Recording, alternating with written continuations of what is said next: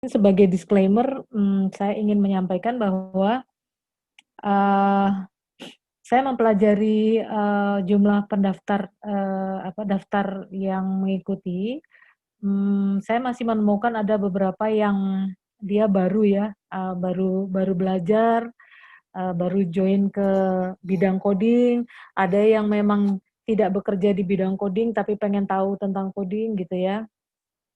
Sehingga mungkin, saya harus sampaikan bahwa materi pada hari ini adalah materi advance ya, artinya, saya tidak bicara terlalu banyak tentang dasar-dasar coding lagi, tapi ini sudah masuk ke implikasi klinisnya ya, dari coding klinis, gitu. Jadi sebagai pendahulu, oh ini CV saya,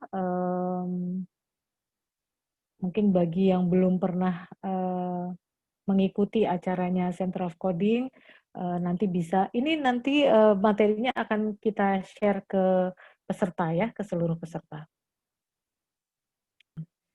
Ya, jadi sebagai latar belakang kenapa, saya pengen mengadakan ini, kita tahu bahwa profesi coder saat ini sangat penting perannya ya dalam reimbursement.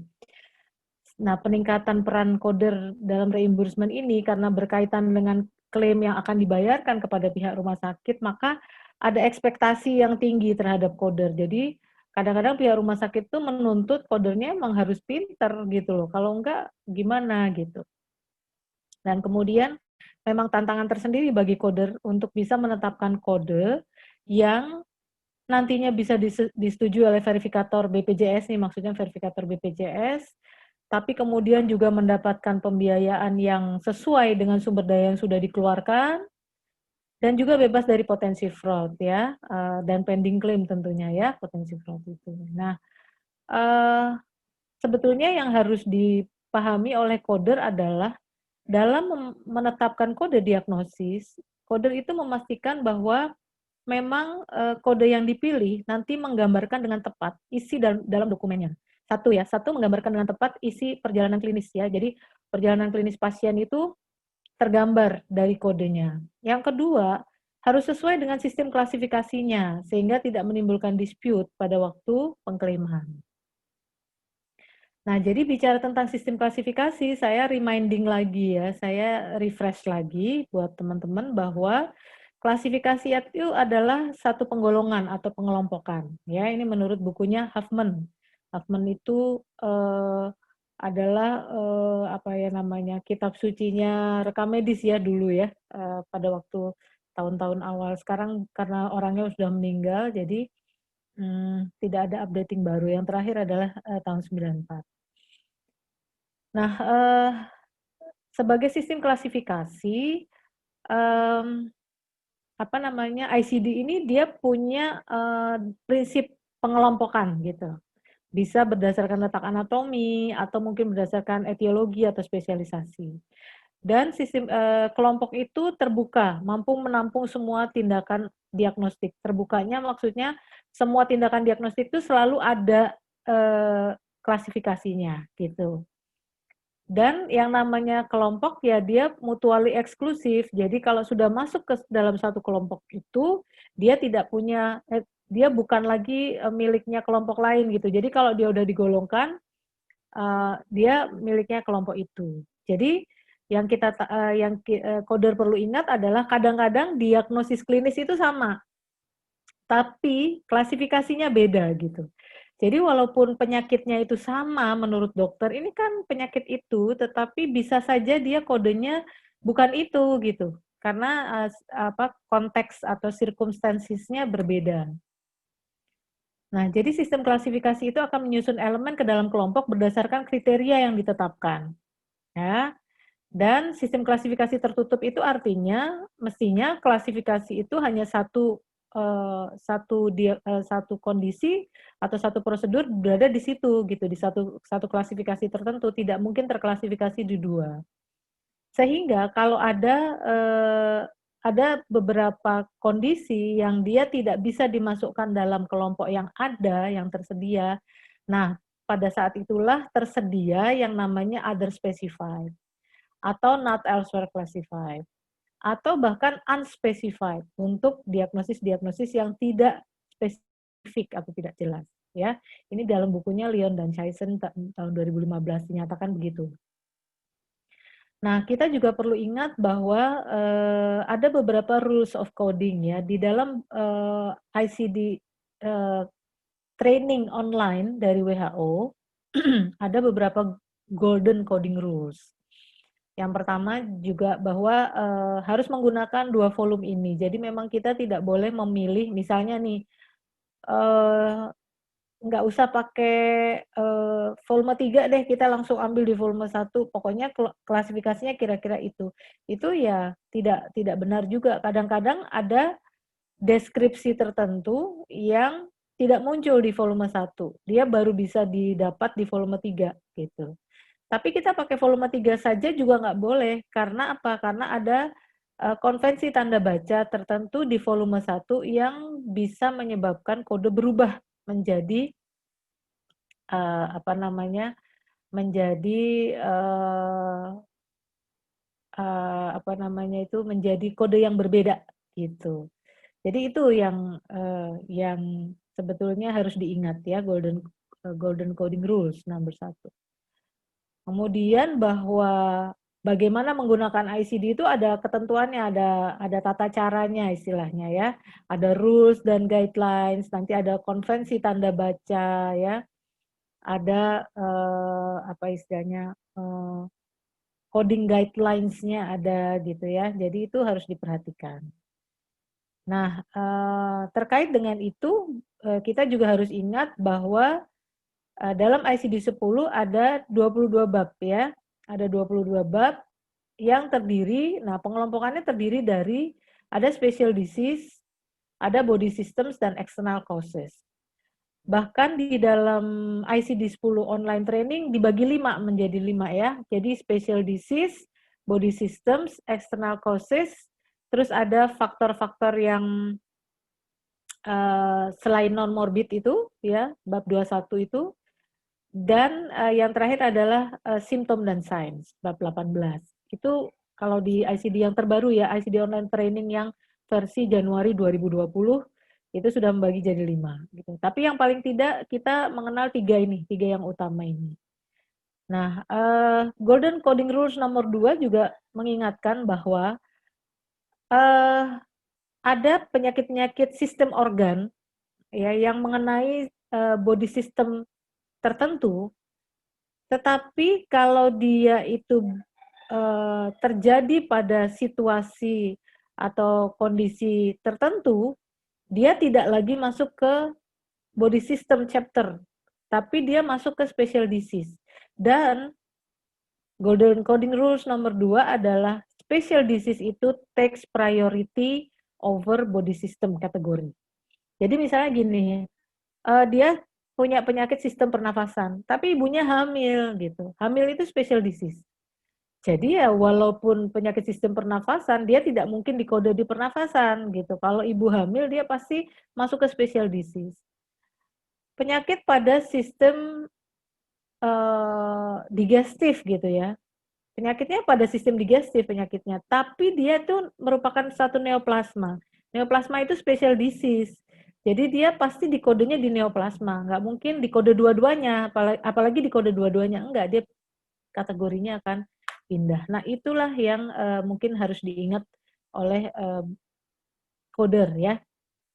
Nah, oleh karena itu di dalam konsep klasifikasi, dalam istilah diagnostik itu ada inclusion, ada exclusion. Mana yang di-includes-kan, mana yang ter-exclude dari situ, ya. Jadi, nah tadi sudah dinyatakan bahwa sistem klasifikasi itu mutually eksklusif. Jadi kalau dia udah masuk ke dalam satu kategori, dia tidak lagi miliknya kategori yang lain. Jadi nggak mungkin ada satu kondisi dikode di 2 kategori kecuali Dagger dan Astris, dual classification itu. Dan memang sistem klasifikasi itu bersifat konsisten. Jadi kalau kita lihat di-exclude di satu tempat, nanti kita akan lihat dia ter-include di tempat lain. Ya memang iya, karena memang kalau dia sudah bukan miliknya sana, dia akan miliknya tempat lain gitu. Makanya kalau ada pertanyaan, kalau sudah include apa betul tidak perlu di kode lagi? Ya mestinya tidak, karena dia sudah udah masuk gitu ke klasifikasi itu. Sudah tidak lagi miliknya klasifikasi yang lain gitu sebetulnya. Jadi seperti itu ya. Kemudian saya juga ingin mengingatkan, ini sebagai pendahuluan ya sebetulnya sebelum nanti kita diskusi tentang kasusnya. Saya ingin mengingatkan bahwa dalam ICD-10 itu ada aturan coding yang namanya aturan coding morbiditas, ada yang mortalitas. Dan keduanya itu dalam beberapa bagian seperti kontradiktif gitu. Kenapa kontradiktif? Karena kalau aturan coding morbiditas itu single condition morbidity analysis itu menyatakan bahwa diagnosis utama itu ditentukannya di akhir episode dan yang tadi ya, yang sesuai dengan perjalanan klinisnya, satu, jadi sesuai dengan perjalanan klinisnya, yang kedua merupakan alasan masuk dirawat, dan yang ketiga yang resource-nya terbesar. Kalau ada lebih dari satu kondisi berarti yang resource-nya terbesar. Sementara coding mortalitas agak sebaliknya gitu. Kalau misalnya saat ini pasiennya meninggal karena satu kondisi, bukan itu malah sebab kematiannya. Sebab kematiannya itu harus mencari di kondisi yang paling mengawali, meskipun itu terjadinya bertahun-tahun sebelum kematiannya sekarang gitu. Jadi bisa jadi rangkaian peristiwa morbidnya itu jauh di sana. Jadi dia akan mencari underlying-nya, bukan kondisi yang meninggalnya saat ini. Nah, itu kan berbeda. Kalau morbiditas justru yang terakhir, yang saat ini terjadi, itulah yang diagnosis harusnya gitu ya. Nah, itu bedanya. Jadi ada perbedaan antara coding morbiditas dan coding mortalitas, ya. Nah, dalam coding morbiditas, kondisi utama yang digunakan adalah kondisi yang dirawat atau diinvestigasi. Itu tolong digarisbawahi. Kondisi yang dirawat atau diinvestigasi. Itulah kenapa yang namanya diagnosis itu ya harus ada penata laksanaannya, karena itu sesuatu yang dirawat atau diperiksa. Kalau masih risiko, masih curiga, masih apa ya, riwayat gitu, tapi kita nggak apa-apain sekarang ini ya, pertanyaannya kan nggak sesuai dengan kriteria. Jadi yang kriteria itu ya sesuatu yang saat ini nih sedang dirawat atau diinvestigasi pada episode yang kita kode itu tadi. Kalau pada episode sebelumnya ya tidak masuk dalam episode kali itu. Nah itu mungkin juga perlu diingat oleh kode.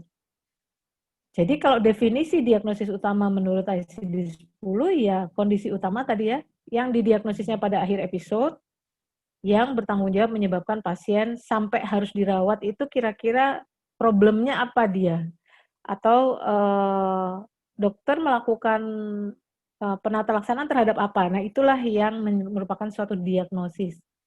Nah, kalau ada lebih dari satu gimana? Nah, itu kesimpulannya adalah pilih yang paling banyak menggunakan sumber daya dengan asumsi dia itu focus of treatment. Jadi kita tidak terpaku pada biaya ya, tapi focus of treatment-nya di mana gitu. Jadi artinya tadi terkait dengan alasan dia dirawat, kemudian focus of treatment-nya di mana, dan nanti yang paling banyak menghabiskan perhatian, banyak menghabiskan sumber daya ya, itu adalah diagnosis utama. Nah, kalau di Permenkes, karena ini kita bicara tentang klaim ya, kupas tuntas tentang klaim. Di Permenkes 76 ya sudah jelas juga di akhir episode juga, dan menggunakan sumber daya paling banyak. Kemudian diagnosis lain itu adalah kondisi yang koeksis atau berkembang selama episode pelayanan kesehatan dan mempengaruhi manajemen pasien. Dalam ICD-10 dinyatakan bahwa kondisi yang terkait episode sebelumnya yang tidak membawa dampak terhadap episode saat ini ya tidak dicatat. Tadi karena apa?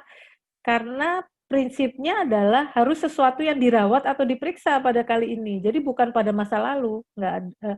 Kecuali kalau misalnya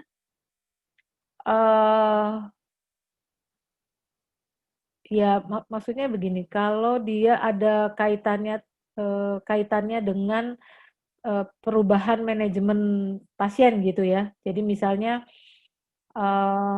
apa ya contohnya, misalnya kalau pasiennya itu harus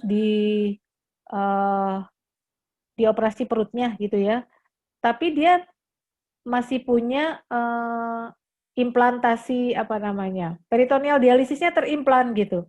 Nah, status peritoneal dialisis yang terpasang itu harus ditulis gitu. Ya, walaupun nggak diapa-apain itu statusnya. Kenapa harus ditulis? Karena kita pada waktu mau melakukan operasi intraabdominal ya harus hati-hati gitu. Jadi ada extra treatment terhadap operasinya karena ada peritoneal dialisis terpasang di situ gitu. Nah, itu bisa meskipun tapi namanya status ya. Artinya kalau status itu kondisi eh, keadaan statis yang tidak memerlukan resource.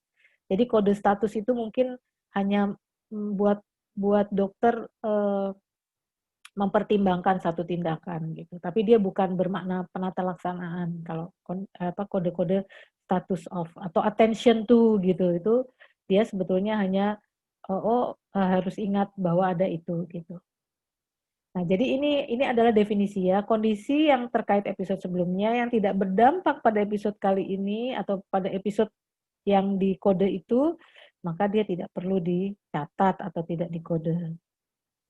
Nah, kalau dalam buku case mix memang yang disebut diagnosis lain langsung dibedakan. Kalau di buku ICD-10 kan tidak ya, cuman koeksis atau berkembang selama itu.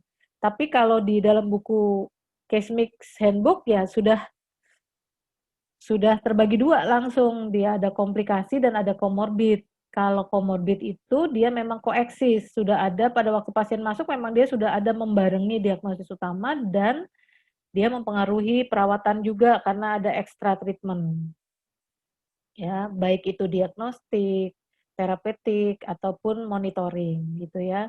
Sedangkan komplikasi yang disebut komplikasi itu adalah akibat dari perawatan atau tindakan selama pasien dirawat. Jadi komplikasi itu merupakan konsekuensi dari pemberian layanan. Oleh karena itu biasanya komplikasi ini merupakan raport gitu ya. Kalau suatu rumah sakit terlalu banyak komplikasi pos proseduralnya, komplikasi post op-nya tinggi, berarti itu kualitas pelayanannya tidak baik, misalnya gitu ya. Jadi misalnya kok tiap kali habis operasi eh, ada infeksi gitu ya, sehingga wound dehiscence atau apa yang selalu membutuhkan perawatan, nah itu sebetulnya bisa menjadi raport buat Vaskes bahwa kualitas pelayanannya tidak baik gitu ya. Nah ini syarat diagnosis sekunder memang harus ada tadi ya ekstra treatment. Ekstra treatmentnya berupa clinical evaluation atau terapeutik atau diagnostic procedures atau increased monitoring gitu. Nah kalau Permenkes 76 bagaimana ya sama ada komorbiditas dan ada komplikasi juga ya di mana komorbiditas itu juga membutuhkan pelayanan tambahan ya. Komplikasi juga memerlukan pelayanan tambahan. Jadi memang terkait resource ya. Kemudian gejala dan tanda. Nah, ini kalau di dalam coding ICD gejala dan tanda dari suatu penyakit ya yang integral part ya bagian integral dari suatu penyakit tidak dikode sekunder. Tapi yang bukan bagian integralnya ya dikode sekunder. Meskipun ini tidak diatur di dalam Permenkes 76. Jadi misalnya gini, tifoid ya, demam tifoid, namanya aja demam tifoid. Demam tifoid dengan febris itu, febrisnya nggak perlu dikode, kenapa? Karena semua demam tifoid pasti febris gitu. Apa namanya, apalagi ya, misalnya apendisitis akut, terus ada nyeri abdomen ya, iya kalau apendisitis akut ya, dalam kondisi akut ya dia nyeri abdomennya tidak dikode sekunder dan sebagainya ya. Jadi nanti kita akan pelajari jadi kalau di dalam ilmu penyakit ada yang disebut gejala dan tanda. Nah kalau gejala dan tanda, apalagi yang patognomonik istilahnya ya, yang merupakan atau istilah lainnya adalah cardinal sign gitu ya, selalu ada di dalam satu diagnosis penyakit itu tidak perlu dikode sekunder. Karena yang kita kode disease-nya gitu. Nah, ini kalau di berita acara sudah ada contohnya ya, misalnya hemoptisis pada tuberkulosis paru tidak perlu dikode gitu ya. Meskipun di Permenkes 76-nya sendiri tidak pernah menyatakan gejala dan tanda itu ya tidak dikode sekunder. Kemudian dalam case mix juga ada klausul tentang kesesuaian antara prosedur utama dengan tindakan. Prosedur utama dengan diagnosis utama. Jadi prosedur utama itu harusnya menjawab diagnosis utama, maka harus sesuai gitu. Diagnosis utamanya apa, maka tindakan yang dilakukan tindakan utamanya apa, gitu ya. Nah, jadi misalnya seperti ini diagnosis dengan tindakan berbeda itu dianggap tidak konsisten, tentu akan menjadi temuan kalau kita lakukan audit ya, audit coding. Nah, jadi sebagai prinsip dokumentasi dan coding klinis ada yang perlu diingat ini ya digarisbawahi adalah diagnosis itu menggambarkan permasalahan pasien yang menyebabkan pasien datang ke Fasiankes dan mendapat pengelolaan atau pengobatan ya. Kemudian kode diagnosis dan kode prosedur medis yang kita pilih itu harusnya memang menggambarkan diagnosis dan prosedur pada episode terkait. Ya, itulah yang disebut coding klinis. Jadi kalau kita harus bicara coding klinis itu memang ya karena dia ada klinisnya, maka memang harus selalu dikaitkan dengan perjalanan klinis gitu. Kita nggak sekedar ini ada satu tulisan terus kita cari kodenya begitu saja tidak, tapi kita akan melihat perjalanan tadi ya, mengapa pasien dirawat, diperiksa. Jadi dia representasi dari perjalanan klinis sebetulnya. Sehingga kenapa ini penting? Karena rekam medis itu tidak akan disimpan selamanya.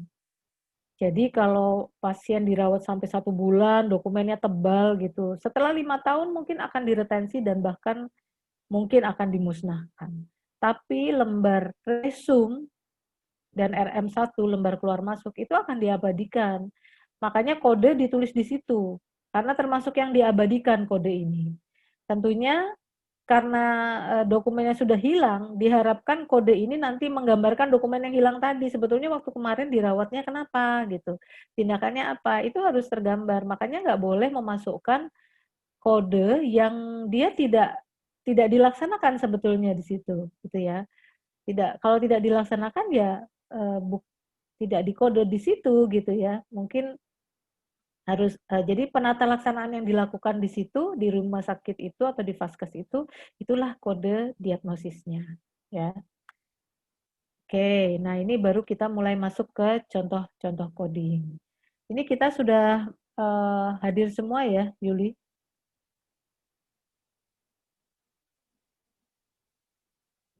Jadi kita sama-sama belajar di sini. Kenapa saya berpendapat demikian, itu nanti ada beberapa referensi. Sebetulnya referensinya saya semua ambil dari internet. Kenapa? Karena saya berharap nanti teman-teman juga bisa mencarinya gitu, bisa mencari hal yang sama, gitu ya. Oke,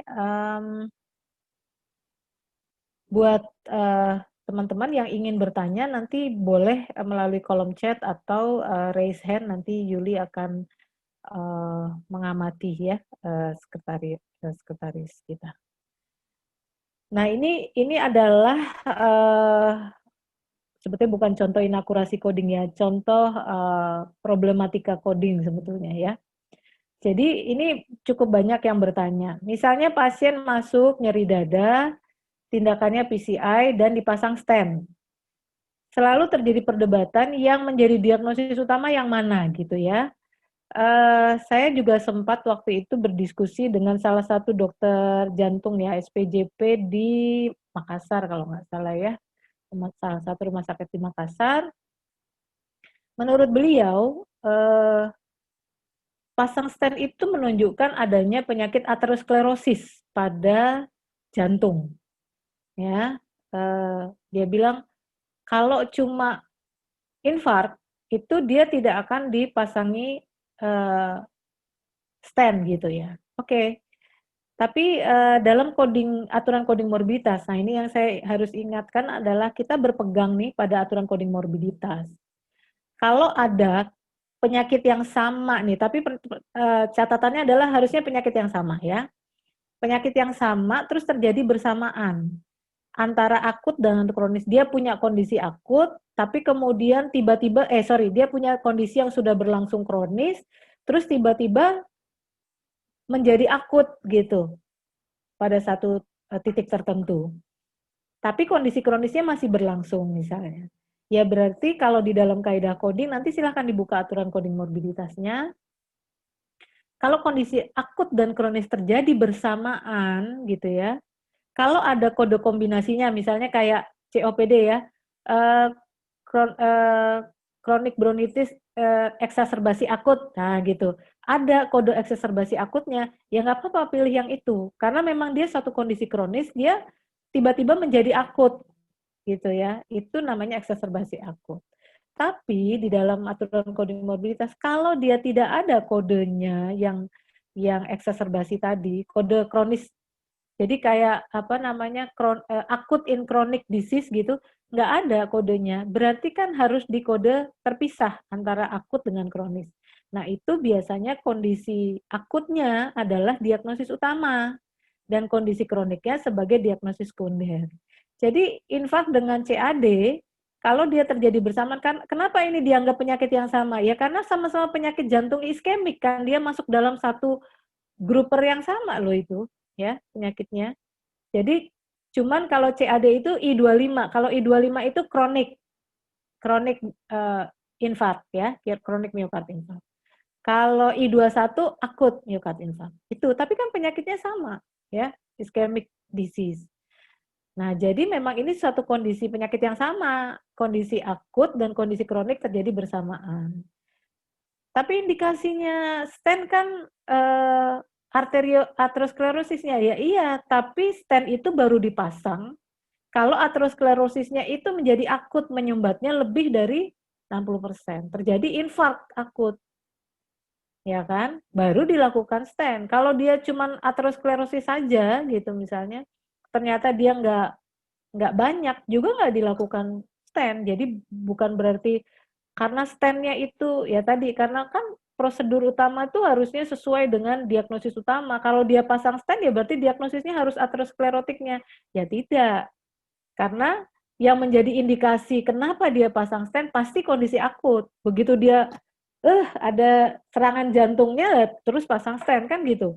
Kalau dia baru aterosklerotik tapi dia nggak akut, artinya tidak menyumbat, ya nggak, kemungkinan tidak dipasang stent. Jadi tapi inti utamanya adalah ya, aturan utamanya adalah bahwa kalau kondisi akut dan kronik terjadi bersamaan, maka yang menjadi diagnosis utama adalah kondisi akutnya, kondisi kroniknya adalah diagnosis sekunder.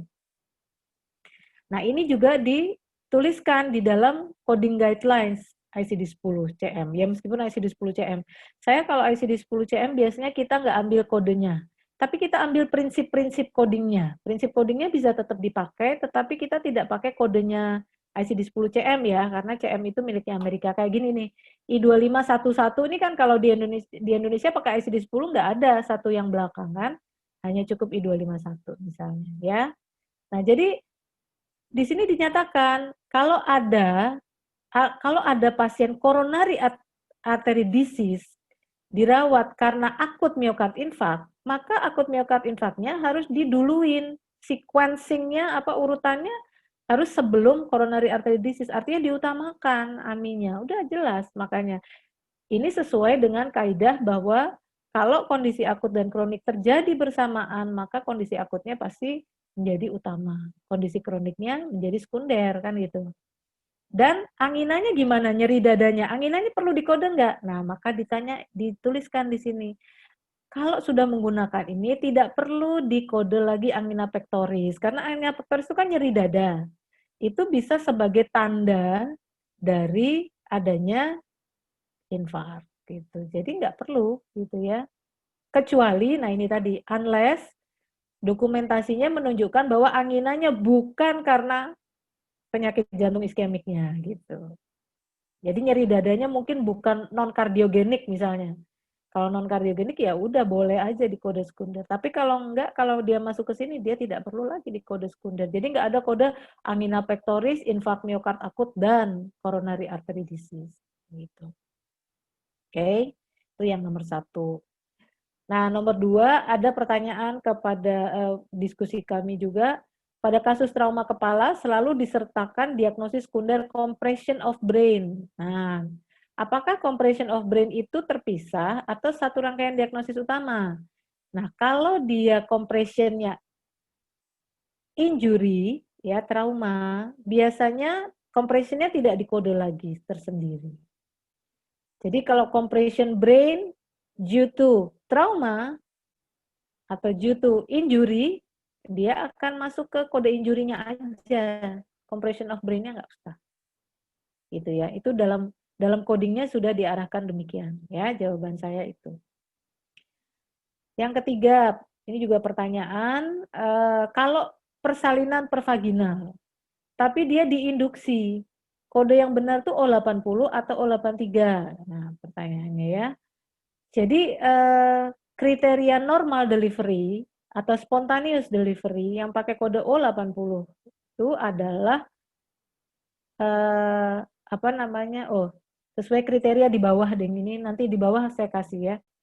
Jadi kalau induksi persalinan itu yang masih masuk dalam spontaneous delivery itu adalah induksi yang tanpa obat. Ya, tanpa obat itu gimana induksinya? Antara lain apa? Pecah kakak. Jadi dia udah misalnya udah pembukaan, kok dia agak melambat, pecah kakak biar cepat pembukaannya. Itu boleh, tapi tidak termasuk sebagai induksi. Cuma kalau sudah dikasih obat, oksitosin atau prostin atau apapun itu, kalau itu apa namanya menginduksi persalinan, maka apa namanya dianggap sebagai persalinan induksi. Kalau persalinan induksi bukan spontaneous delivery gitu. Jadi dia masuknya assisted delivery. Nah, yang perlu diingat juga adalah pemberian oksitosin disebut induksi kalau saat belum infartu ya sebetulnya, saat belum aktif. Jadi misalnya tanda-tanda infartu awal atau belum infartu. Kalau dia belum infartu atau dia di awal infartu, maka itu disebut induksi. Karena dia merangsang biar biar biar kontraksinya bagus, biar dia pembukaan dan sebagainya. Tapi kalau misalnya ini pasiennya sudah fase aktif, sudah pembukaannya sudah banyak, tapi kok tiba-tiba kontraksinya menurun gitu ya. Nah, terus dikasih oksitosin itu namanya augmentasi. Kalau augmentasi itu memang sudah fase aktif partusnya. Jadi dia hanya memperkuat aja. Nah, kalau dia memperkuat kan augmentasi itu bukan induksi. Jadi kalau oksitosinnya diberikan sebagai augmentasi, dia bukan partus induksi gitu. Nah, itu yang harus diperhatikan. Nah, ini yang maksudnya kriteria tadi ya. Kriteria yang disebut normal delivery, kodenya O80 O80 ya, sekian, itu adalah ini. Jadi tidak ada prosedur tambahan, misalnya episiotomi, episiografi, pecah kakak, manual assisted delivery, jadi nolong mengeluarkan bahu, misalnya ditolong pakai tangannya dibantu mengeluarkan bahu, itu nggak apa-apa, itu masih tetap termasuk normal delivery. Atau pemberian analgesik atau anestesia ya nggak apa-apa, masih masuk normal delivery. Fetal monitoring juga, induction of labor tanpa medikasi, itu juga normal delivery. Gitu. Jadi berarti apa? Kalau dia induksinya sudah pakai obat, pakai medikasi, berarti dia sudah tidak lagi masuk normal delivery. Makanya tidak masuk ke O80 gitu. Nah, jadi assisted delivery itu apa? Bukan cuma kalau ada forceps, ada vakum, bukan cuma itu ya. Ternyata assisted delivery itu salah satunya adalah induction of labor. Ini masuk dalam assisted delivery itu. Karena ya, apa namanya dia tidak apa namanya tidak tanda-tanda infartunya tidak muncul sehingga harus dirangsang untuk biar bisa muncul. Oke, pertanyaan keempat ya. Apakah efusi pleura tidak dapat dikode sekunder pada pasien penyakit jantung? Pada kondisi seperti apa efusi pleura dapat dikode sekunder? Nah, Jawabannya adalah efusi pleura, nih ya, PE itu pleural effusion. Pleural effusion yang berhubungan dengan penyakit pulmoner dan penyakit jantung tertentu, misalnya CHF, itu almost always, hampir selalu merupakan bagian integral dari penyakit. Dan biasanya diatasinya atau diobatinya itu bukan pada efusi pleuranya, tapi pada underlying disease-nya atau underlying condition-nya. Ya. Jadi tidak perlu dikode sekunder kan gitu. Kecuali dia di dia dilaporkan kalau ditangani secara terpisah misalnya ya. Jadi ada diagnostik atau terapeutik thoracentesis, chest tube, drainase gitu ya. Jadi kalau dia perlu diperiksa atau dirawat pada dengan suatu kondisi baru dikode, atau kalau dia malignan. Ya, kalau dia keganasan. Jadi kalau dia keganasan, malignan pleural effusion itu ada 3 macam codingnya ya. Kalau dia pleura itu merupakan tumor primernya, berarti dia tumor primer dan pleural effusinya. Kalau dia tumor sekunder pada pleura dan ada pleural effusi, ya kodenya berarti tumor primer dulu ya, tumor sekunder dan pleural effusi. Ini kalau tumor primernya menjadi fokus of treatment ya, jadi tetap dikembalikan lagi bahwa diagnosis utama itu harus yang merupakan kondisi yang menghabiskan resource terbanyak dan alasan pasien dirawat. Nah, bisa juga kalau dia pada keganasan terus terjadi sesuatu, misalnya keganasannya primer CA ovarium, keganasan sekundernya CA paru. CA parunya yang menyebabkan efusi pleura bisa. Kalau pada keganasan efusi pleuranya bisa dikode sekunder, hanya pada keganasan ya. Kalau pada pulmonary disease dan penyakit jantung, ini hampir selalu merupakan bagian integral. Jadi dia tidak dikode sekunder. Kecuali dia ada chest tube tadi ya, ada thoracentesis atau chest tube drainase. Tuh. Oke. Nah, pertanyaan kelima, apa bedanya coding malnutrisi dan kaheksia M43 dan R64? Kapan bisa pakai M43 dan kapan R64? Dan kalau pada kasus keganasan gimana? Pakainya M43 atau R64? Nah, jadi ini juga saya harus cari referensi, tidak mungkin kita jawab sendiri ya. Sebetulnya apa sih perbedaannya kaheksi dengan malnutrisi? Nah, ternyata baru kita Google aja sudah dijawab ini nih ya. Kaheksi itu berbeda dengan malnutrisi yang disebabkan malabsorpsi atau anoreksia gitu ya. Jadi kaheksia itu adalah muscle wasting ya. Kalau pada keganasan gimana? Nah ini, cancer kaheksia itu adalah satu proses metabolik ya. Jadi dia karena katabolismenya itu berlebihan sementara intake-nya. Jadi dia kayak dihabiskan oleh sel kankernya gitu. Jadi semua sumber energi kita, kalau pada pasien kanker, semua sumber energi kita itu dihabiskan oleh sel kanker untuk berkembang biak. Jadi sel kankernya makin kuat, tetapi tubuh makin mengurus karena dia kalah bersaing gitu ya. Nah, itu teorinya. Jadi katabolik prosesnya lebih tinggi. Itu mengapa pada pasien CA itu akan terjadi pengurusan. Jadi bukan karena dia malnutrisi gitu kalau menurut teori ini. Maka kalau pada pasien CA ya mestinya bukan malnutrisi diagnosisnya tapi kaheksi yang R64 tadi. Ya. Nah, jadi kaheksia itu makanya kaheksia pada CA biasanya tidak bisa sekedar diatasi dengan kasih makan yang banyak gitu. Itu bukan. Jadi makanya nanti mungkin harus dilihat istilahnya clinical pathway-nya ya. Jadi penata laksanaannya kaheksia cancer ini kan tidak sama dengan malnutrisi gitu. Jadi harus ada penata laksanaan yang tersendiri. Saya nggak bisa menjawab lebih detail tentang itu, mungkin kita harus pelajari sama-sama. Kalau kanker kaheksia itu apa? Jadi kalau kaheksia ya berarti pada cancer harusnya kodenya R64, bukan E43 gitu ya. Karena dia merupakan muscle wasting tadi. Pertanyaan yang keenam, izin bertanya dok, apakah kenaikan SGOT dan SGPT pada kasus tifoid dengan terapi kurkuma dikode dengan K752? Nah, ini sebetulnya bukan hanya kasus tifoid ya, menurut saya seringkali koder itu kalau dia ada kenaikan SGOT, SGPT, tapi bukan hepatitis, maksudnya bukan hepatitis B, bukan hepatitis, terus dikasihlah kode hepatitis non-spesifik reaktif gitu ya. Kodenya K752. Ya coba mari kita pelajari sama-sama buat teman-teman koder.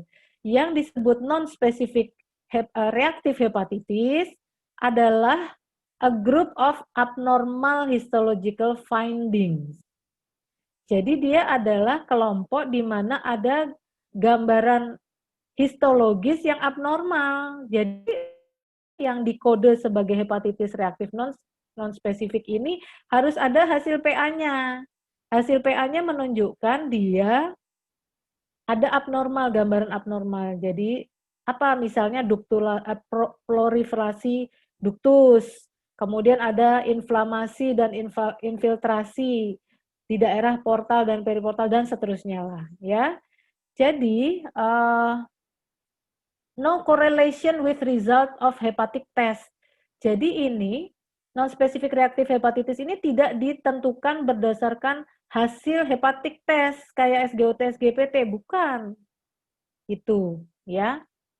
Jadi itu jawaban saya tentang non-specific reactive hepatitis. Jadi ini ternyata suatu diagnosis yang kita nggak bisa sembarangan memberikan kode ini gitu. Karena ini biasanya disebut reaktif hepatitis itu kalau dia menunjukkan gambaran-gambaran tertentu ini ya. Nah, sementara kalau demam tifoid, nah ada kenaikan SGOT, SGPT, gimana itu? Apakah itu merupakan bagian dari demam tifoidnya ya? Ini kita pelajari lagi. Jadi saya cari-cari referensinya. Ya, ternyata di sini disebutkan typhoid fever itu seringkali dihubungkan dengan hepatomegali dan peningkatan fungsi liver secara ringan. Ya, kadang-kadang ada gambaran klinis akut hepatitisnya pada typhoid fever, tapi jarang, itu ya. Nah, ini kemungkinan nanti berlanjut menjadi yang namanya salmonella hepatitis gitu. Jadi sebetulnya kalau tifoid ada SGT SGPT ya jangan tergesa-gesa, oh ini ada penyakit livernya juga gitu. Karena pada tifoid pun nah gitu ya. Ternyata memang ada gitu. Nah, ini memang harus dikonfirmasi lagi ke dokter ya. Ini di referensi yang lain juga disebutkan bahwa hepatic manifestation are not uncommon.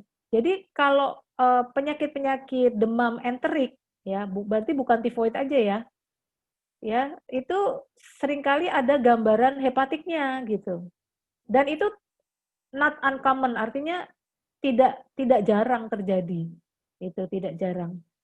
Jadi seringkali disebut typhoid hepatitis gitu. Apa aja sih typhoid hepatitis itu? Kalau dia ada kuningnya, ada hepatomegalinya, terus elevated transaminase itu kan SGPT atau SGOT ini meningkat 2 kali lipat, ya. Prothrombin time juga meningkat. Itu masih masuk ke dalam enteric fever-nya. So, jadi jangan tergesa-gesa tadi langsung tambahin kode sekunder gitu ya. Makanya kita harus pelajari juga. Itulah maksud saya gini, coding klinis itu trikinya di situ, Bapak Ibu harus tahu perjalanan klinis bagi mana yang masih merupakan bagian integral dari suatu penyakit, mana yang tidak. Maka upayakan mencari referensi-referensi yang terkait ya. Cuma memang kalau kita mencari, saya nggak tahu kalau dalam bahasa Indonesia, saya lebih senang biasanya mencari referensi berbahasa Inggris memang ya, dari jurnal-jurnal atau dari apa. Tapi ya silahkan aja kalau Bapak Ibu bisa mencari jawabannya di referensi berbahasa Indonesia juga nggak apa-apa. Yang penting adalah kita pelajari klinisnya ya. Buat coding klinis, tolong selalu belajar perjalanan penyakitnya. Dan ini harus ditanyakan ke dokternya. Kadang-kadang dokter tidak meluangkan waktu untuk menjawab ini gitu. Tapi kalau ini kita tanyakan betul, baru beliau akan menjawab dengan benar gitu ya. Oh ini ternyata memang masuk. Nah, the liver in typhoid fever, ini tahun 91 tapi ya memang udah lama. Always affected gitu loh. Jadi memang hepatomegali itu lebih sering terjadi gitu ya. Antara 36% sampai 11% gitu ya. Nah, jadi dan should not be considered complication, tapi feature dari disease-nya sendiri gitu. Jadi ya nggak tahu, mungkin nanti harus ditanyakan. Maka memang penting menurut saya setiap rumah sakit itu punya standar pelayanan klinis. Mana yang masih masuk dalam satu diagnosis, mana yang tidak masuk lagi dalam satu diagnosis. Jadi kita buat coder nanti harus ekstra codingnya atau memang dia bisa masuk dalam codingnya itu, gitu ya. Nah, bagaimana dengan prosedur kemoembolisasi menggunakan ini atau ini gitu ya. Kalau kita lihat TACE itu transkateter arterial kemoembolisasi ya. Ternyata di sini kemoembolisasinya adalah hepatik arteri dengan pendekatan transkateter ya. Jadi dia mengkombinasikan TACE itu adalah menginfus kemonya diinfus dengan embolisasi.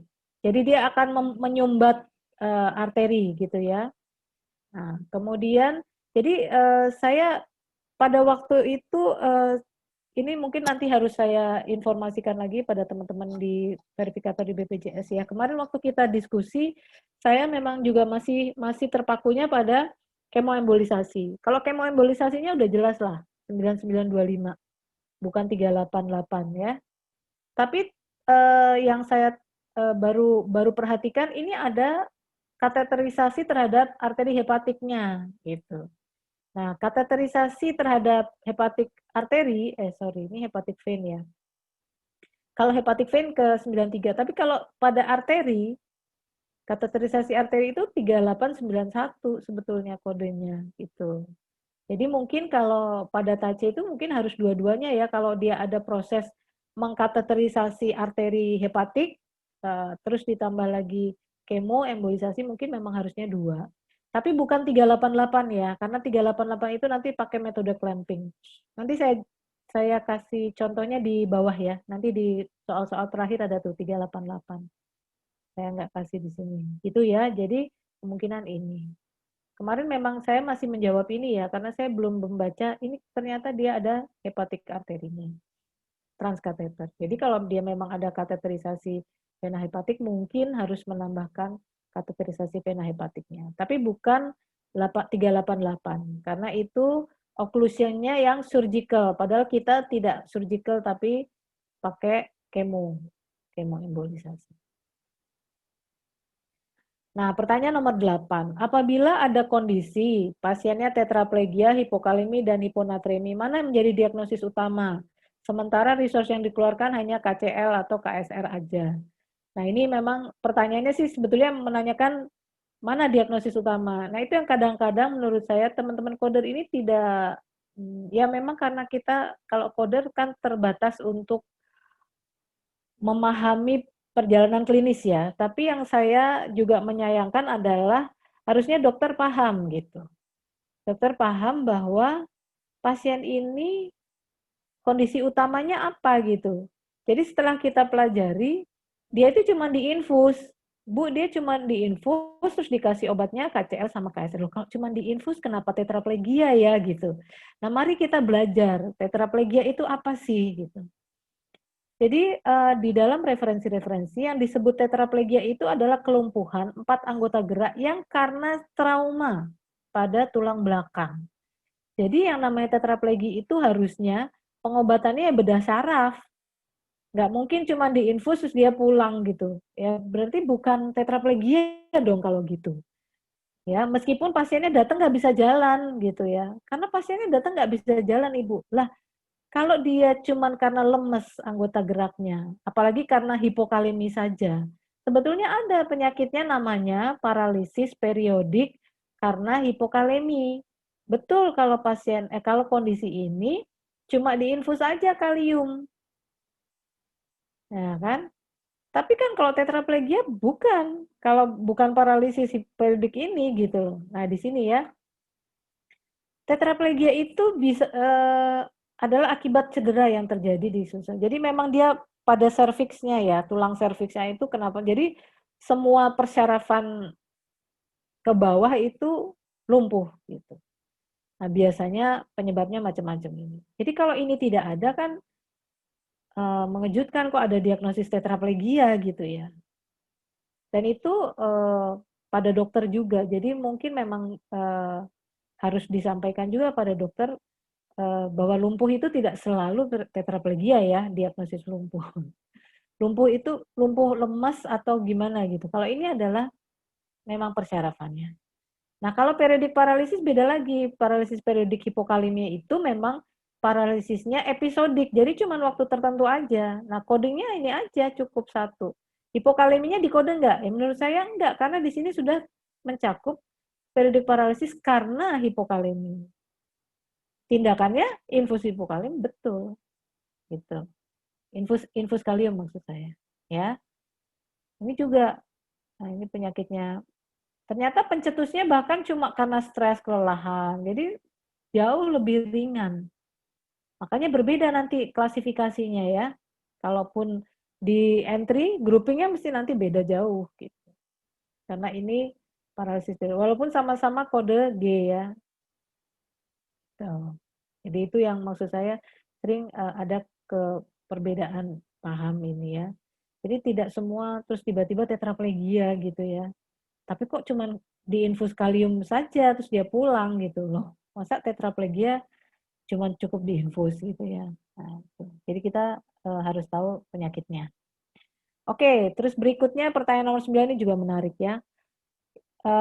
Soalnya pertanyaannya cuma gini, apakah ada ketentuan tertentu dalam penggunaan neglect yang ditagihkan bersamaan dengan fraktur? Jadi begini, saya nggak tahu gimana mulainya, kenapa ada neglected fraktur itu di kode T74 gitu loh.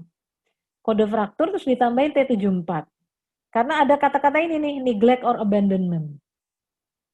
Loh, wong ini aja judulnya, makanya tadi saya bilang, ingat ya, ICD itu klasifikasi, pengelompokan. Coba kita aneh kan, masa neglected fracture mengelompok di maltreatment syndrome. Memang betul nih ada current injury, tapi maltreatment syndrome itu apa sebetulnya? Maltreatment syndrome itu adalah abuse. Jadi kalau ada seorang anak atau orang dewasa yang dia di-abuse, dipukulin, terus di rumahnya sering disiksa, itulah maltreatment. Atau anak ditelantarkan, kayak misalnya ada anak yang disetrap, ditaruh di luar, nggak boleh masuk ke rumah gitu. Padahal hujan atau lagi musim dingin, kan sering kita merasakan. Nah itulah namanya physical abuse. Itu kenapa ada kata-kata injury gitu. Memang physical abuse itu bisa menyebabkan injury. Battered baby, ini battered itu artinya disiksa ya. Sexual abuse, psychological abuse gitu. Nah, ini maltreatment syndrome. Jadi bukan untuk neglected fracture. Saya nggak tahu gimana ini kok bisa sampai ke neglected fracture gitu ya. Makanya penting banget bagi kita untuk paham penggolongan, pengklasifikasian ini sebetulnya bicara apa sih? Kayak tadi tetraplegia. Tetraplegia itu masuknya ke bedah saraf neuro karena dia trauma injury. Ada kerusakan pada vertebranya sehingga dia menimbulkan kelumpuhan. Beda banget dengan paralisis hipokalemi, penyakit karena penyakit metabolik yang cuman cukup diinfus saja ini kan beda penyakit gitu ya. Nah, itulah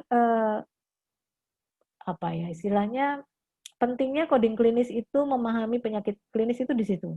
Ya. Oke, jadi ini salah ya kalau neglected fracture itu masuk ke T740 itu salah. Bukan ini kodenya ya. Sebetulnya kalau neglected fracture itu apa sih? Nah ini juga begitu kita ketik di dalam dictionary ya, maltreatment syndrome gitu, udah keluarnya seperti ini pasti. Berarti maltreatment syndrome itu bukan fraktur pasti. Ya. Oke. Nah, sekarang yang disebut neglected fracture itu apa sih? Ini ada beberapa memang tidak ada kata-kata, maksud saya gini, tidak ada keterangan yang menyatakan secara khusus apa itu neglected, kode neglected fracture. Tapi di dalam banyak referensi yang disebut neglected bone fracture itu biasanya non-union. Jadi kalau dia ada trauma, ada patah tulang, fraktur, terus dia nggak diapa-apain, artinya neglected itu kan didiemin aja, nggak dimedikasi, tidak ditangani. Jadi kalau tidak ditangani terus gimana ya? Mungkin aja patahnya nggak nyambung non union, atau dia nyambung tapi nggak sempurna malunion. Makanya kalau yang namanya neglected fracture sebetulnya kode ICD-nya itu bukan neglected fracture, kodenya adalah malunion atau non union gitu kalau neglected. Dan neglected itu kan sudah 3 minggu setelah cedera dalam definisinya. Mana ya ada definisi. Nah ini juga neglected malunion. Pasti ada neglected non-union. Ya memang non-union ini sebetulnya. Makanya kasusnya kalau pada neglected fracture kodenya bukan S atau T lagi, bukan.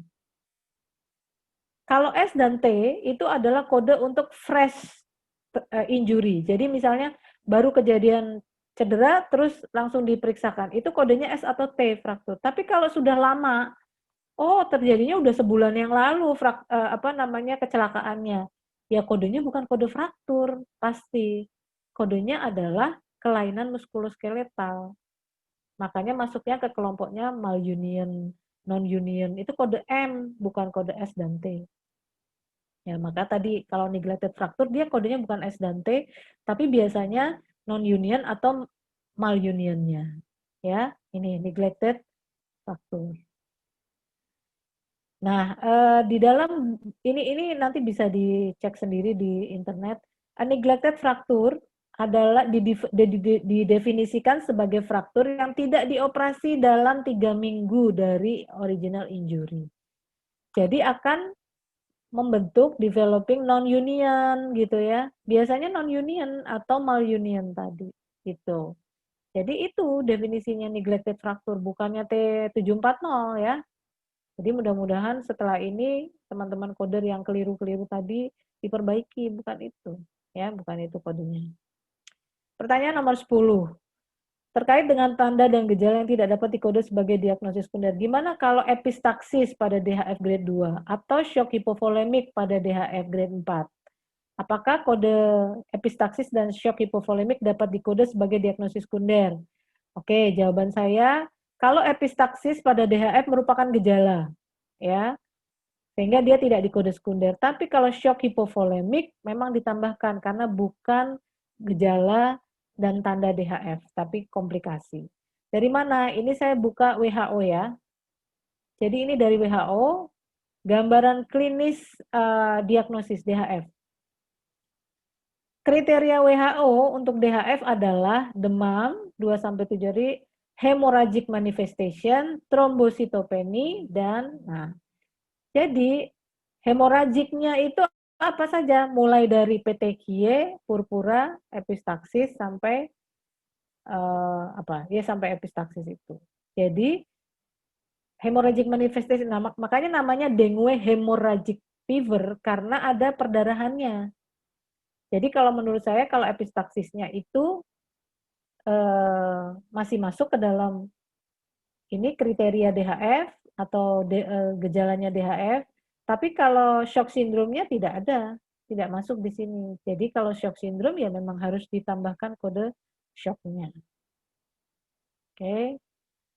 Nah, pertanyaan nomor 11. Apakah adesiolisis boleh di kode sekunder atau enggak pada appendektomi atau seksio? Nah, ini memang agak susah ya, karena eksplisit di dalam buku coding itu nggak ada kata-kata apapun juga tentang lysis of adhesion. Jadi coba kita buka aja di referensi dari luar. Sayangnya juga referensi dari luar itu tidak bicara kode ICD. Jadi saya kalau suruh cari kode ICD-nya adesiolisis pada ini yang nggak cocok di sini ya, karena di sini pakainya CPT.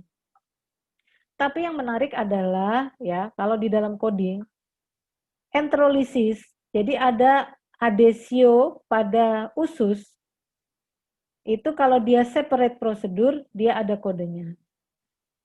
Enterolisis surgical juga separate prosedur, ada kodenya. Apa yang disebut separate procedure? Separate procedure itu artinya dia digunakan, nah ini ya, bentar.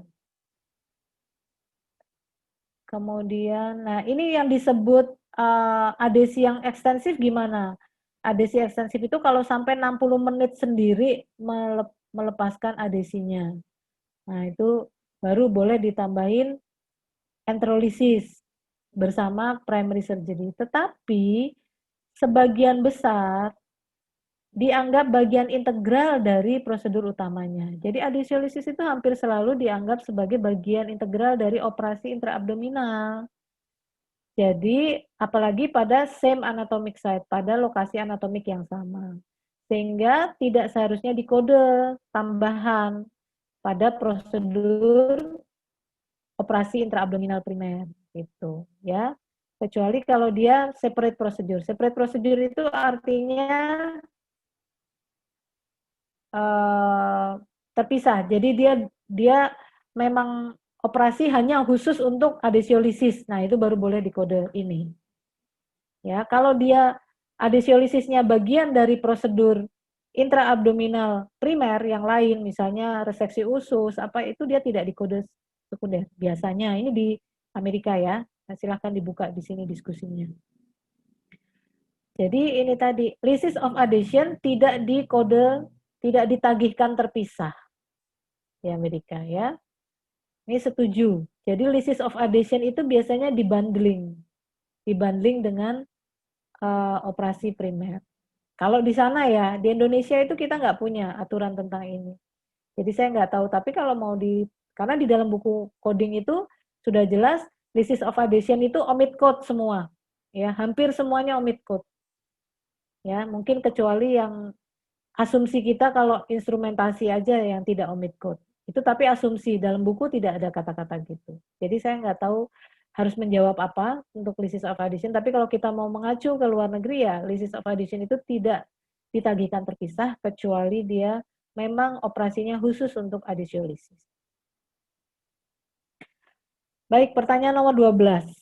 Kalau ada kasus fraktur malar dan maksilar dan fraktur mandibula, apakah bisa dikoding dua-duanya atau dikoding multiple aja? Gitu. Tindakan yang dilakukan ada rekonstruksi. Oke, dalam kaidah coding multiple ya, ini baca di aturan coding morbiditas. Jadi kalau ada kondisi multiple, juga pada penyakit yang sama biasanya ya, kalau ada salah satu yang lebih dominan, ya menghabiskan resource lebih banyak misalnya, itu dikode sebagai diagnosis utama, sedangkan yang lain diagnosis lain. Tapi kalau tidak ada yang dominan, semuanya sama beratnya, sama menghabiskan resource-nya, berarti boleh dikode multiple dulu, kayak multiple fraktur, terus diikuti oleh kode rinciannya, gitu. Nah, yang saya tertarik sebetulnya adalah tindakan rekonstruksi. Nah, itu dia. Yang saya harus ingatkan pada teman-teman coder adalah rekonstruksi dengan reduksi itu beda. Jadi kalau nanti dilakukan ORIF, open reduction dan internal fixation, baik pada mandibula atau maksila, itu dia bukan rekonstruksi ya. Nah, apa bedanya reduksi dengan rekonstruksi? Nah, kalau reduksi ini ya, kodenya soalnya beda. Kodenya 767 kalau reduksi pada maksila ataupun mandibula.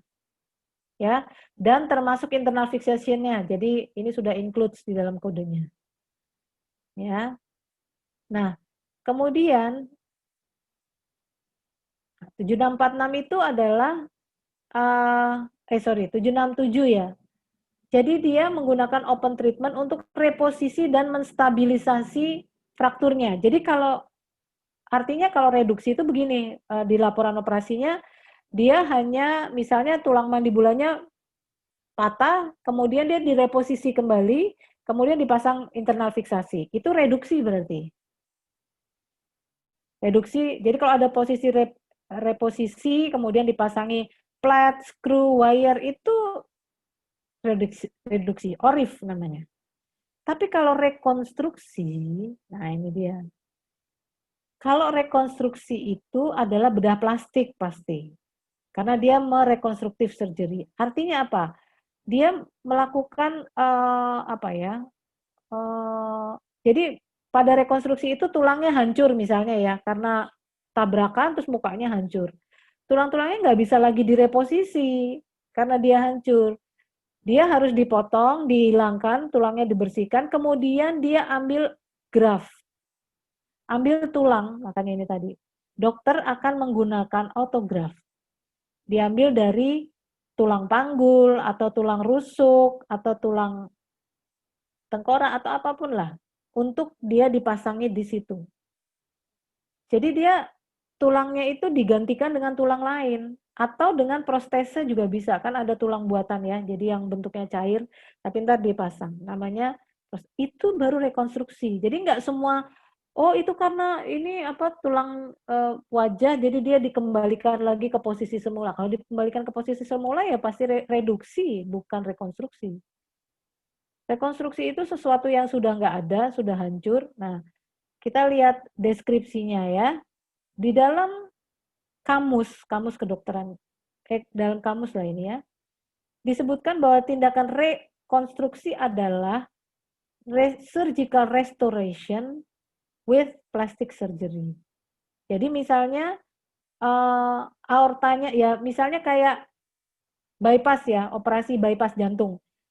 Pembuluhnya sudah bumpet, sudah 90% tersumbat, nggak bisa lagi dipakai.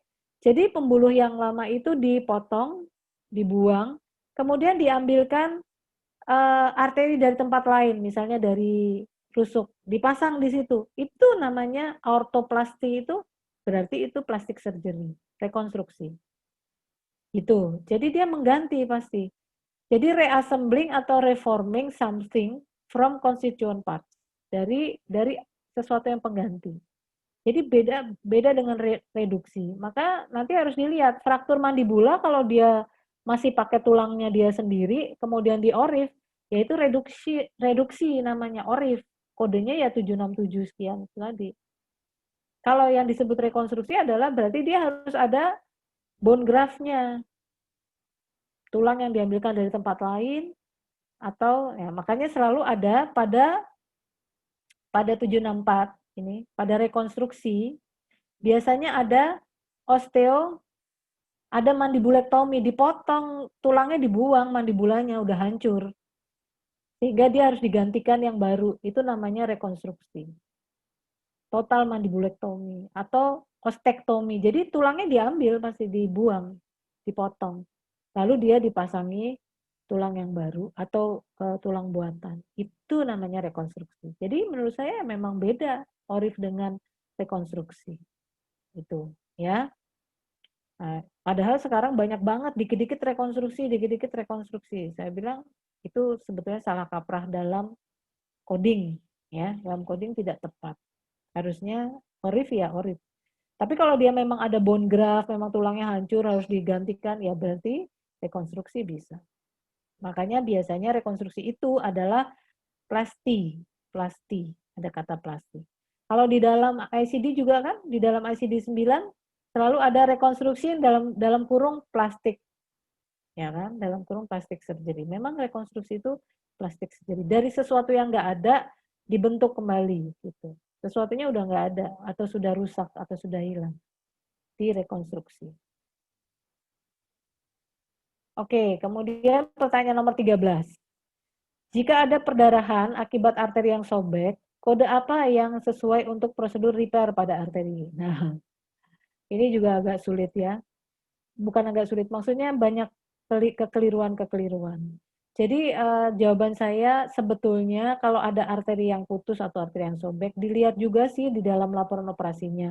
Apakah dokter hanya melakukan jahit arteri atau plasti tadi ya, penggantian arteri, ya, atau sampai pengikatan ligasi, ya, ligasi arteri. Kalau dia hanya jahit sutur arteri, itu kodenya 3931.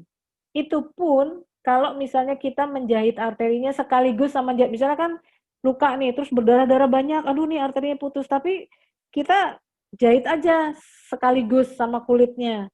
Nanti juga perdarahannya berhenti, ya kan? Kita kan selama ini kalau di apalagi cuma di FKTP atau di UGD, kalau terjadi perdarahan hebat terus cepat-cepat dijahit, nanti perdarahannya berhenti. Nah, kalau seperti itu, perdarahan arterinya, ya berarti di omit code, bahkan nggak perlu dikode lah, yang dikode ya jahit kulitnya itu aja.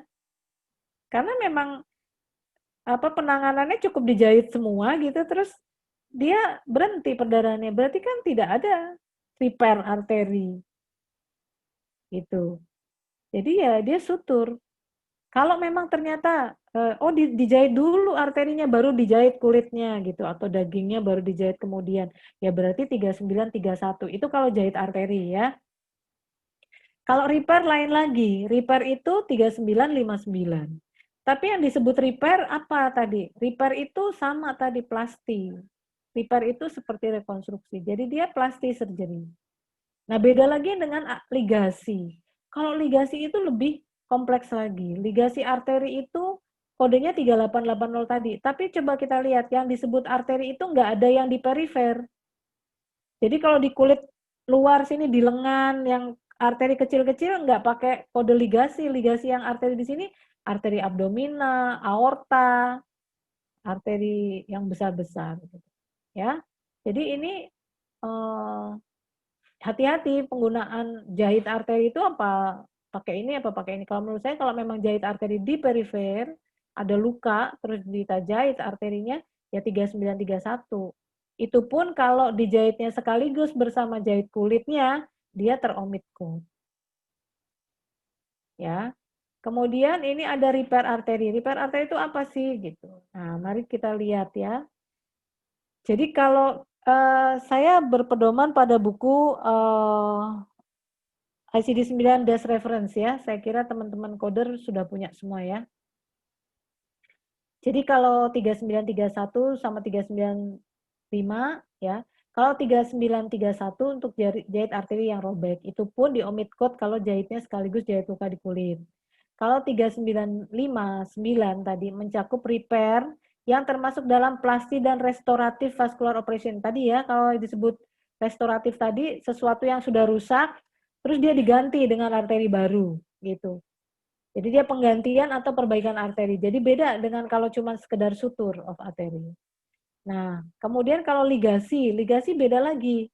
Ligasi arteri itu biasanya untuk obliterasi dalam rangka mengurangi pertumbuhan tumor atau merubah aliran darah. Jadi biasanya pada pembuluh-pembuluh besar yang disebut ligasi arteri. Bukan sekedar jahit arteri. Jadi jahit arteri bukan ligasi arteri ya.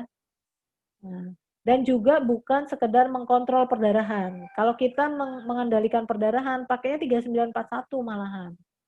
Nah, mari kita lihat satu-satu ya. 3931 tadi, suture of vessel. Nah, ini adalah jahit arteri ya. Nah, itu. Sutur arteri, sutur vena itu masuknya di sini ya. Jadi bagaimana caranya? Dia biasanya ada insisi untuk di atasnya pembuluh darah, kemudian pembuluh darahnya dijahit. Itu ya. Nah, kalau 395 dia repair of vessel. Repair of vessel itu apa aja? Nah, ini kalau kita lihat, kalau dokter nulisnya angioplasti, aneurisma, repair, itu bisa. Tapi kalau jahit arteri ya jangan pakai ini gitu. Jangan pakai repair arteri gitu. Repair arteri beda lagi. Nah, ini contohnya. Apa saja sih yang masuk ke dalam repair? Valvuloplasti ya. Nah, ini jadi pembuluh-pembuluh besar baru pakai 395. Kalau jahit arteri nggak mungkin pakai ini gitu. Ya. Dibaca ininya. Transposisi reimplantasi arteri besar. Ya, jadi itu yang baru dipakai 395. Ya. Kalau 388 ini tadi lebih lagi ligasi, clamping. Ini untuk apa? Nah, ini adalah biasanya surgical ini adalah untuk reducing, mengurangi atau menghilangkan aliran darah ke suatu area dengan memblok. Jadi kalau memblok ini dia permanen ya. Surgical occlusion itu biasanya untuk penyakit-penyakit sirkulasi atau apa ya gitu. Di sini mana ya? Jadi biasanya dia dipakai untuk tadi untuk menghentikan darah ke arah cancer, nah tadi ya untuk mengurangi tumor, mematikan tumor gitu. Ya, ini kondisi-kondisi yang biasanya dilakukan oklusi. Jadi nggak semua jahit arteri terus kita bilangnya ligasi arteri. Aduh, bukan ya. Tolong ini agak dipahami. Jadi dibaca deskripsinya. Oh, tindakannya seperti ini. Kalau teman-teman coder tidak begitu paham, ya ini biar dokternya yang baca ya, bahwa dia bedanya apa gitu. Nah, beda lagi dengan kontrol perdarahan tadi 3941. Nah, biasanya kalau 3941 itu adalah tujuannya adalah mengurangi apa namanya tadi perdarahannya, mengontrol perdarahan.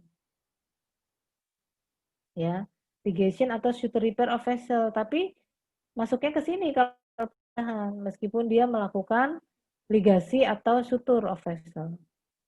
Jadi ligasi atau suture of vessel kan dokter bilangnya, oh memang itu diligasi, tapi kalau dia untuk kontrol perdarahan ligasinya 3941 masuknya gitu. Jadi itu yang tadi saya sampaikan. Mungkin kelihatannya tindakannya mirip-mirip atau sama, tapi klasifikasinya berbeda jauh gitu. Klasifikasinya berbeda, kodenya juga berbeda. Maka coding memang harus belajar tentang itu. Oke. Kemudian nomor 14. Pertanyaannya kode angioplasti untuk revisi Cimino HD, apakah dengan kode revisi CDL atau angioplasti saja 3950 atau 3942? Kode mana yang lebih tepat ya? Baik, kalau jawaban saya, kalau lihat deskripsinya pada kode dash reference, untuk revisi HD kodenya yang benar 3942. Sedangkan 395 itu untuk angioplasti tadi ya, yang saya bilang ya, mengganti arteri yang rusak dengan arteri yang lain. Jadi lebih sifatnya restoratif atau penggantian. Tapi kalau revisi Cimino saja, mungkin bisa masuk ke 3942, revision arteriovenous for renal dialysis. Ya, jadi kalau tadi 395 itu kan angioplasti, valvuloplasti, itu biasanya mengganti pembuluh darah yang rusak. Beda ya. Selisihnya cuma satu angka, 394 dan 395, tapi memang klasifikasinya berbeda. Oke, pertanyaan terakhir yang akan saya bahas sebelum kita nanti diskusi. Beberapa kasus objin yang kami klaim mengalami dispute karena untuk tindakan seksio dengan riwayat SC atau riwayat perdarahan, hasil pemeriksaan lab didapati jumlah HB 9-10. Oleh DPJP sesuai dengan kondisi pasien diberikan tindakan transfusi. Tapi dari verifikator menyatakan itu bagian dari tindakan operasi tidak perlu dikoding. Sementara itu sudah termasuk anemia dalam kehamilan dengan koding O99 tindakan transfusi. Apakah memang ada aturannya jika HB tidak di bawah 8 tidak dapat dikoding? Jadi kalau saya nggak salah memang ada nomor 1 jawabannya adalah ada sih berita acara anemis sebagai diagnosis sekunder itu harus HB kurang dari 8 ya. Satu. Tapi saya belum sempat nyariin lagi, itu kayaknya udah lama banget ya. Itu ada berita acaranya. Yang kedua, yang saya harus sampaikan, dalam buku ICD 10 CM Leon dan Chaisen, itu memang dinyatakan tidak semua perioperatif itu.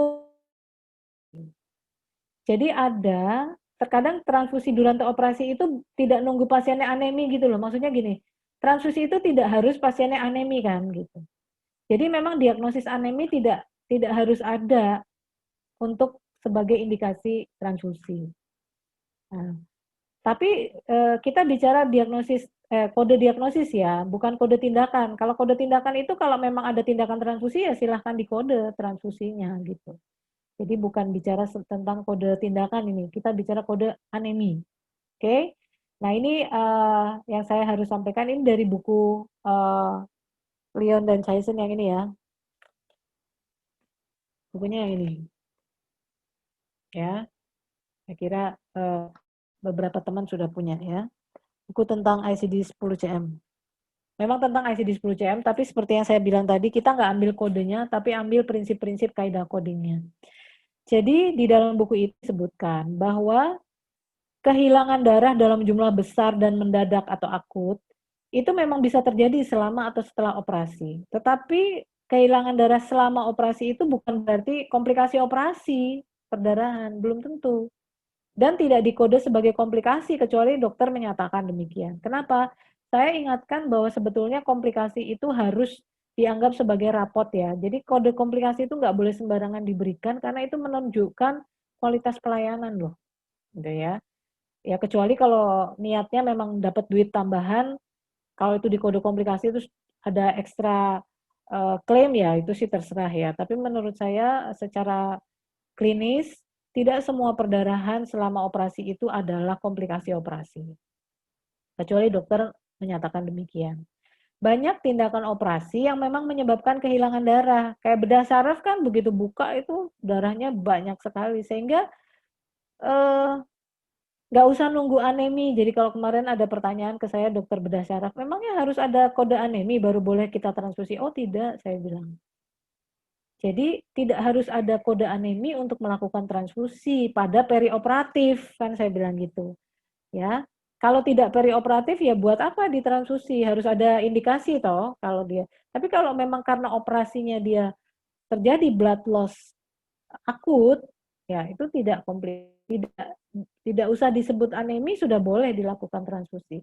Maka transfusi durante operasi itu disebut blood replacement, bukan karena indikasi anemi gitu. Jadi tidak ada kode aneminya terus ada transfusi ya nggak apa-apa menurut saya gitu.